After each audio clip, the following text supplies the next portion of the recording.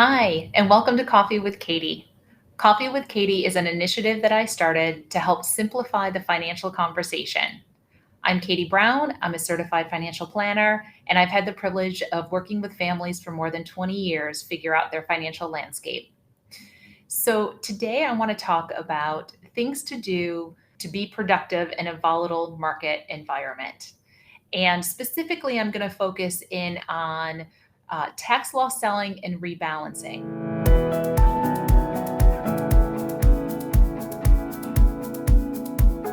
So, tax loss selling, for those of you that may not be familiar, let me start with saying this is not a transaction that bets the market is going to go one way or another. Let's just say you have 50% bonds inside of your portfolio and you have 50% stocks in your portfolio before tax loss selling. After tax loss selling, you could have the exact same thing and it can all happen in one day. Most often, that's what we're doing. We're staying with the same overall investment strategy, the same risk profile. But what advisors can do, or individuals, is lock in some tax losses. For instance, if you have a $100,000 investment, let's say in an S&P 500 fund, and you purchased that investment for $100,000, but now it's worth $90,000, you can sell that position with that $10,000 loss. And when you do that, you've moved it from an unrealized loss to a realized loss. Now, that realized loss could then be used to offset future gains. Or if you don't have future gains that are taken before the end of the year that are realized, then you could actually receive a tax deduction when you go to file your taxes of up to $3,000. If there's still excess in addition to that, that rolls into the next tax year. So what you're doing is you're building in future tax flexibility. One of the tenets of our financial planning philosophy is flexibility. We want to make sure at any point, wherever we can, we want to build in those flexible spots. We want to be aware of what's happening inside the financial plan. We want to build in flexibility, and hopefully that leads to confidence as well.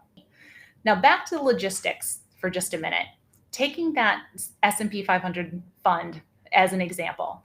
So let's say you own that inside of your portfolio, and that could be a Schwab fund, Fidelity fund, Vanguard, iShares, any type of product out there. And let's say you want to stay in that same risk profile, so you can sell that S&P 500 fund and you can buy a different S&P 500 fund. And so your exposure is very similar, the underlying holdings are very similar, but you've locked in that tax loss then that you can use going forward. So that's an overview of tax loss selling.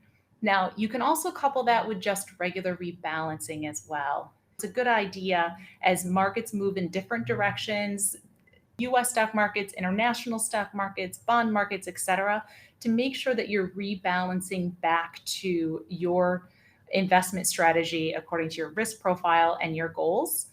And so this is a good time. You can kind of couple that tax loss selling along with the rebalancing, and to even take it a step further, to look at the underlying holdings. Are those companies that you want to hold for the long term? Because if not, this could be a good time to start clearing out some investments that maybe are legacy positions. Maybe it's a stock that was gifted to you when you were younger and it's just been reinvesting, and it's become a much bigger piece of the pie than you want.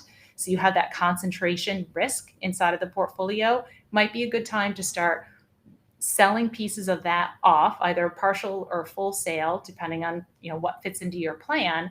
But selling pieces of that, even if you're taking a gain, you've taken the losses on the other side that now you can offset that gain. So you can kind of right size that risk in there.